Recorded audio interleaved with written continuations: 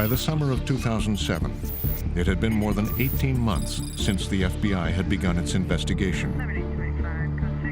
They had little to show for it. They decided to up the ante. They would conduct a series of early morning raids on the houses of their primary suspects. At 9 o'clock Eastern Standard Time, the FBI, with guns drawn, raids the homes of Binney and Wiebe, and out on the West Coast, they raid the home of Diane Roark, waking her up. It was quite shocking, and in fact, they went through the whole house and went through every book, every paper, every drawer, turned the mattress over. You know, it was quite shocking. It's 9 o'clock in the morning, and I see these blue uniform with gold FBI on the back people coming across left to right, and I said, well, it sent a chill through me immediately. Well, at first I knew the FBI was in my house was the guy pointing a gun at me when I was coming out of the shower. They took my computer, all the electronic hardware, disks and things that go with that, any kind of electronic storage device. And they also took some of my magazines, technical magazines and papers and things like that. And then they hit one more, Ed Loomis. My life was in a shambles at that point.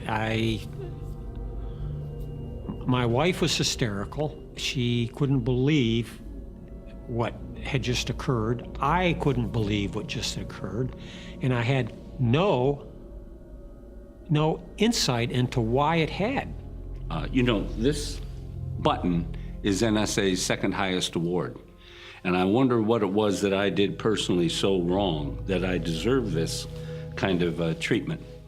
Here I am, an Eagle Scout, a retired Scoutmaster, and a devout patriot, and my patriotism is being questioned by the government that I had served for 43 years.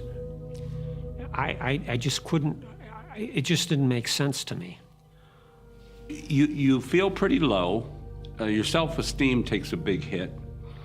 There's discord in the family because kids, family, wife may ask you, well, what did you do to bring this upon the house?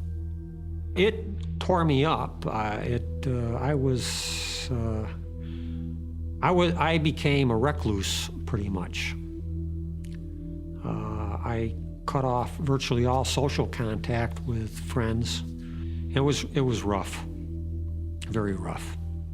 Ed probably took it worse in terms of cost to family and self, physically, mentally, because Ed went into the shadows. He became a recluse, quiet.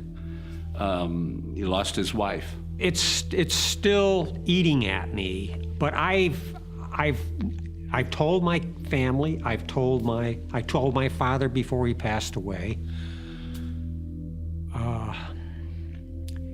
I know I've done nothing wrong.